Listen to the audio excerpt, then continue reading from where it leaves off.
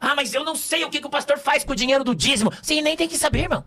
Isso é problema dele e de Jesus, não é problema seu. Você é dizimista? Ah, eu não sou. Então vai se ferrar, irmão. Se você é dizimista, pede o livro, olha, você pode ver. Agora, você não é? Como é que você quer saber o que o pastor faz com o dinheiro da igreja? Tá faltando papel higiênico no banheiro pra você limpar tua bunda? Não. Não tem ar-condicionado na igreja? Tem. Quanto que você dá de dízimo? Nada. Então cria vergonha na tua cara, irmão. Graça e paz a vocês inscritos aqui no nosso canal, Presbítero Pedrosa, para mais uma pérola do reino de Zeus. Dessa feita, Pastor Sandro, mais uma pérola soltando aí na internet. E a gente vai analisar, fui marcado nessa postagem aí, eu decidi por riscos próprios trazer aqui para o canal para a gente analisar. Eu já fiz vários vídeos rebatendo as besteiras ditas pelo Pastor Sandro, tá certo? Tá aqui no canal. Dei uma parada, né? Mas agora eu vi essa pérola e resolvi trazer aqui para a gente falar um pouco mais sobre a fala do Sandro sobre a questão do mundo evangélico, que a gente vai falar sobre isso aqui. Vocês viram aí, né? Ainda tem muita coisa. Dá para piorar, Pedrosa? Me aguarde. Daqui a pouco você vai ver. Mas antes eu gostaria de convidar você que ainda não é inscrito no canal a se inscrever, ativar as notificações, deixar comentário e compartilhar os nossos vídeos, fazendo com que o nosso trabalho chegue o mais longe possível. Presbítero Pedrosa, canal A Voz Apologética, um canal em defesa do Evangelho, uma voz clamando no deserto. Então, o pastor Sandro foi convidado para esse podcast Eu Acredito. Neste podcast, ele fala um monte de coisa, irmão. Mas eu decidi trazer somente essa parte, esse trecho, tá certo? É um recorte do podcast, é 2 horas de bobagem, eu não aguento não. Então, eu vou trabalhar estes 5 a 10 minutos aqui da fala do Sandro, rebatendo o que ele apresenta aqui como evangelho. Na realidade, o Sandro criou para si um tipo de evangelho, coisa muito comum no neopentecostalismo. O neopentecostalismo é assim: basta só você ter uma revelação, um revelamento, uma visagem, uma adivinhação, uma profetada, você coloca na cabeça que é pastor, tem que ser pastor, vai, abre uma sinagoga de Satanás, um boteco de aleluia, um manicômio pentecostal, daí a pouco nasce o quê? Uma seita. Nasce uma seita. Então Sandro criou para si um boteco de aleluia e ele lá é o Zeus Todo-Poderoso, ele vai dizer isso aí. Claramente a gente vai analisar, tá certo? Mas vamos começar analisando a primeira parte da fala dele. Vamos lá. Não é isso. É isso aí. Nós não estamos vendo um monte de pastor frouxo aí. Pastor que se mata. Isso é frouxo, irmão. Que o cara que é.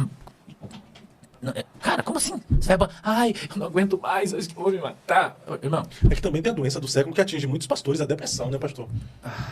Não dá pra chamar de frouxo aqueles que estão escuta que eu sofrendo vou com a falar doença pra na alma, né? escuta o que eu vou falar pra você. Eu tô falando de pastor. Pastor. Esse é o problema. Quem são os pastores do nosso século? São pessoas doentes? A Bíblia não diz que aonde há luz não há trevas? Então, se há trevas, aonde está a luz? Eu só estou perguntando. Eu sei que tem um monte de gente que vai se ofender, vai falar, esse pastor é um ogro, tá falando merda. Como tem um monte de gente diz. Aí eu caguei pra eles. Que Caguei. isso? Isso é Bíblia, irmão. É Bíblia? Aonde há luz não há trevas. Não, Se mas você é isso um homem aí de Deus, cheio do tá Espírito dentro de Santo, um você não contexto. pode ter depressão. Não pode. Mas Não o que pode. dizer de Elias, pastor? Quem disse pra você que Elias tinha depressão? Tá vendo? Aí nessa parte aqui eu discordo. Elias teve depressão. Né? Lógico que a Bíblia não vai dizer que Elias teve depressão. Não existe essa nomenclatura. Mas existem sinais. A depressão ela é destacada por sinais. São os sinais que evidenciam que uma pessoa está em depressão. E quais são os sinais, Pedrosa, que você tem para dizer que Elias teve depressão? Primeiro, o depressivo ele vai desenvolver alguns sinais. Primeiro sinal, o sinal de fuga. Ele vai querer desaparecer.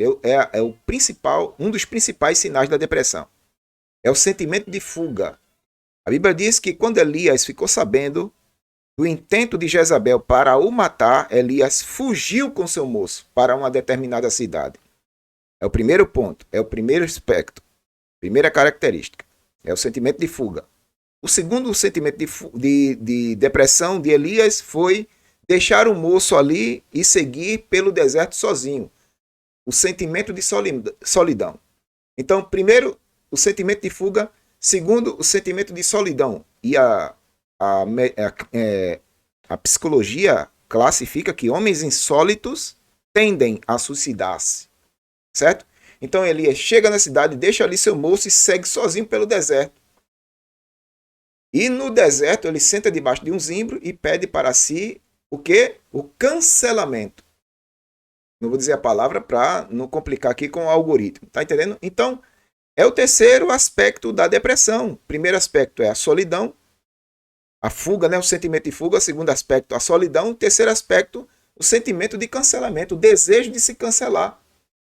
Então, Elias tem evidências claras de depressão. Lógico que o nome não está inserida nas entrelinhas, mas a gente vê características de depressão na vida de Elias. Tá entendendo? Mas a Quem oração, disse pra você? a oração dele ali é sintoma Irmão, de um cara amargura. depressivo.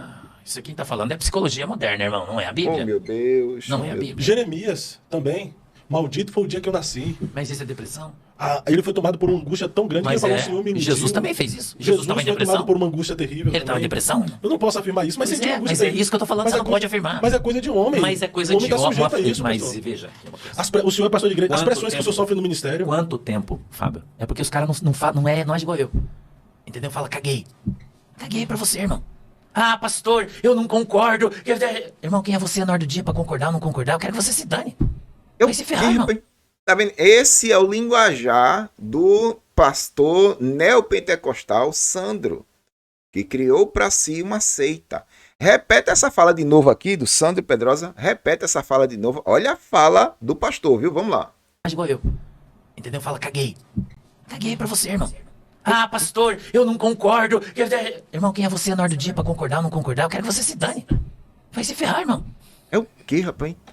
Jesus não chamou frouxo, Fábio.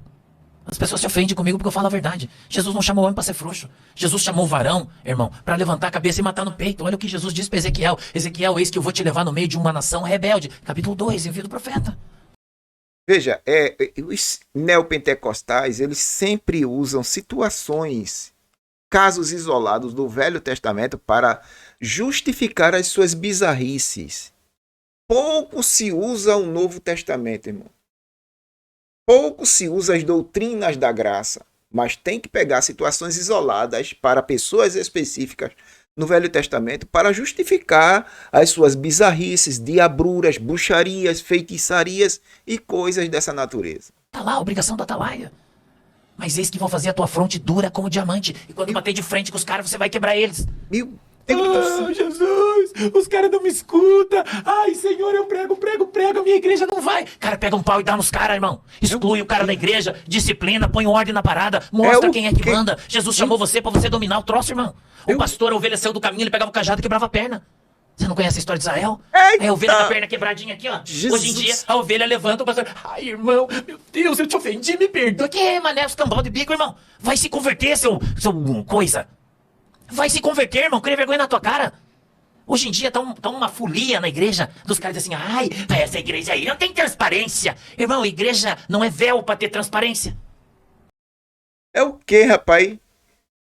Toda instituição que se preza e quer mostrar um pingo de honestidade tem que ser transparente. A empresa tem que ser transparente. O pastor tem que ser transparente. As finanças da igreja têm que ser transparentes para que todos saibam que tudo está andando conforme a regra, conforme diz o ditado, irmão. É o que, rapaz? Ah, mas eu não sei o que o pastor faz com o dinheiro do dízimo. Você nem tem que saber, irmão. É o Isso é problema dele e de Jesus, não é problema seu.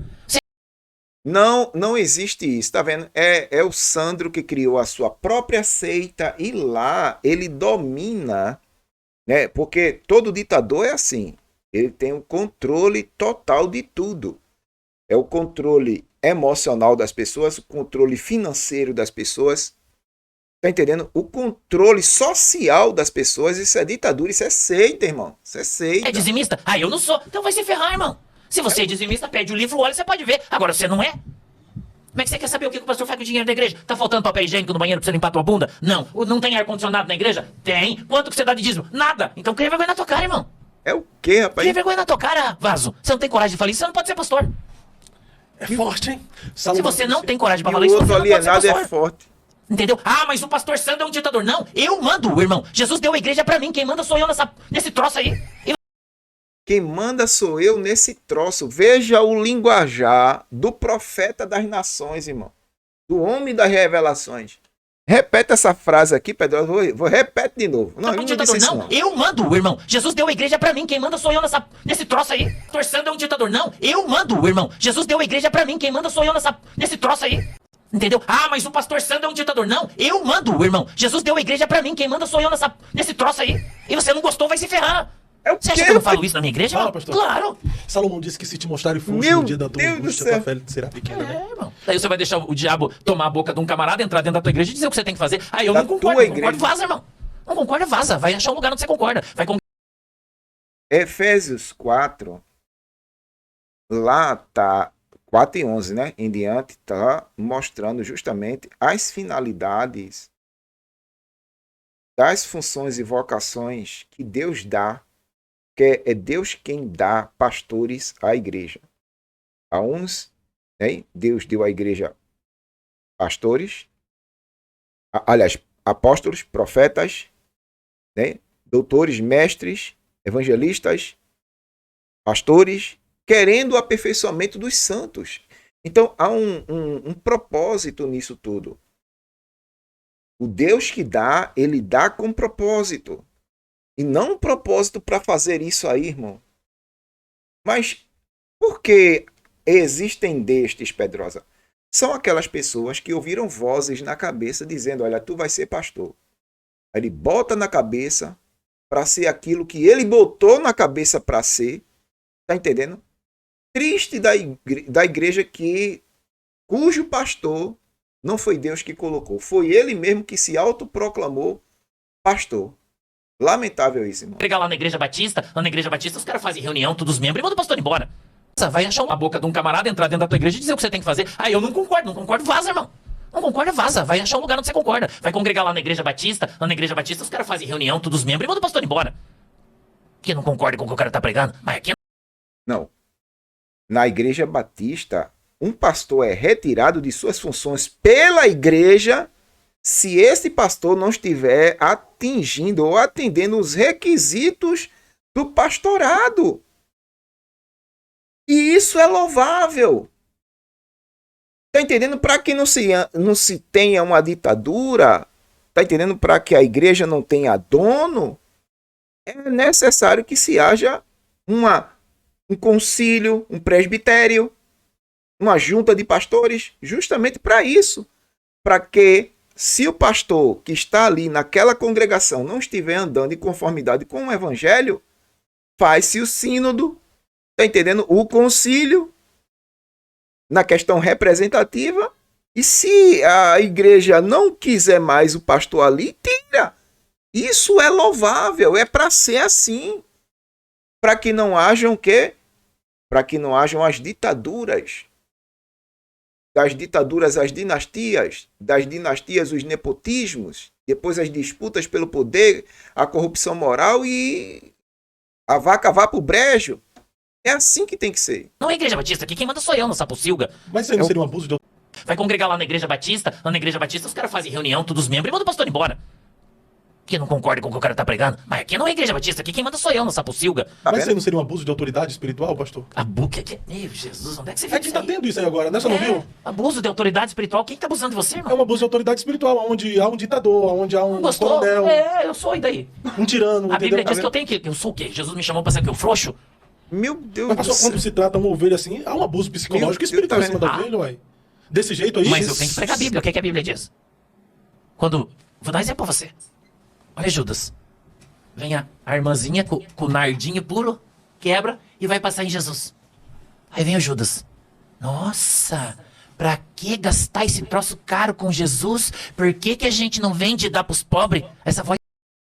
Isso aí, quem falou não foi Judas. Foi justamente Jesus vai na casa, né, de um fariseu ir lá na casa do fariseu. Acontece isso, irmão. Não foi Judas. Simão, fariseu.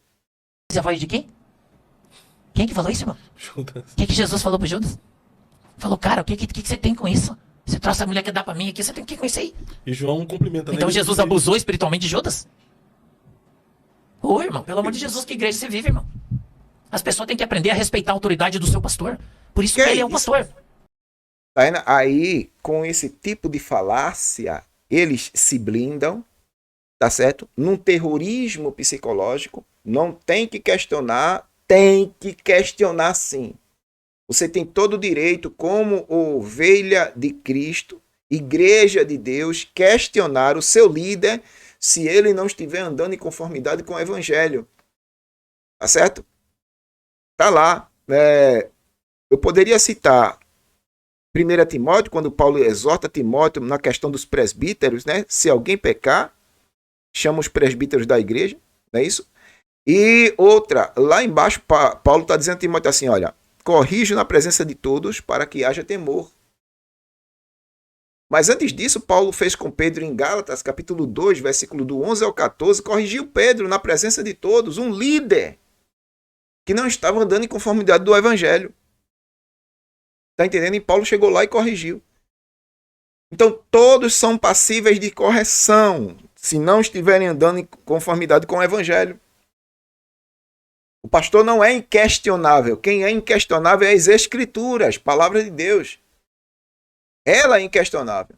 Mas o pastor não. O pastor está sujeito a errar, a falhar. E se ele falhar, e se ele errar, e se ele não estiver andando em conformidade com o evangelho, a igreja tem por obrigação de chegar lá e dizer, está errado, pastor. Está errado. Agora, esse negócio de dizer que o pastor é inquestionável é um negócio para se blindar, né? Não toqueis nos ungidos do Senhor. E Paulo fez o que com Pedro? Em Gálatas 2, lê aí na sua Bíblia, do 11 ao 14. Paulo fez o que com Pedro? E Paulo errou, foi?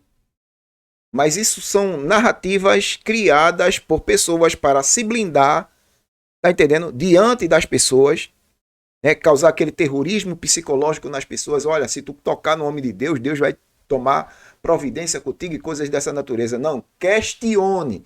Não está andando em conformidade com o evangelho, questione. Irmão, as pessoas têm que aprender a respeitar a autoridade do seu pastor. Por isso que ele é um pastor. Respeitar é uma coisa. Pastor, você não questiona. Pastor, você não discute. Se você fizer isso, você não é ovelha, você é bode. Não, se você fizer isso, você é ovelha sim. Você tem direitos de questionar o seu pastor se ele estiver ensinando mentiras. Se ele estivesse ensinando feitiçaria, bruxaria, que nem o santo está ensinando aqui. Você tem por obrigação de chegar para ele e dizer, Sandro, isso é feitiçaria, isso é bruxaria, isso não é o evangelho. Você tem direito de questionar. Questione, irmão. Mas bode não vai pro céu. Não tem um limite, pastor, nisso aí? Quem tem limite é cartão de crédito, varão. Mas aí não entraria numa... em município, né? Mas isso aí Minha não filha entraria... que me ensinou isso. Isso aí não entraria numa obediência cega, pastor? Não. Uma Tá vendo? submissão cega? Mas a Bíblia não diz que você... Ovelhas, obedecei os vossos pastores. Não é isso que a Bíblia diz? Ou ela diz assim, ovelhas, questionai os vossos pastores. O que está escrito na Bíblia? Mas tem que obedecer cegamente até se o pastor estiver Se fora. ele estiver dentro da palavra de Deus. Ah. Nós estamos falando de homem de Deus, não estamos falando de Aí vagabundo. tá sim. É outra conversa. Aí sim. Ovelhas, obedecei aos vossos pastores. Agora, se este estiver andando em conformidade com o evangelho, como eu já disse. Se o líder está andando em conformidade com o evangelho, aí você deve obedecê-lo, escutá-lo, ser admoestado por ele. Mas se ele estiver andando de forma soberba, arrogante, prepotente, orgulhosa, questione. Pastor, isso não é evangelho, não. Isso aí é outra coisa que não é o evangelho. Questione, chegue lá, questione. Tá certo? Eu demorei muito para fazer vídeo, rebatendo as baboseiras e as besteiras do Sandro. Fui marcado nessa postagem, trouxe aqui para o canal para a gente discutir um pouco sobre essa situação. Na sua opinião, você concorda com a posição do Sandro?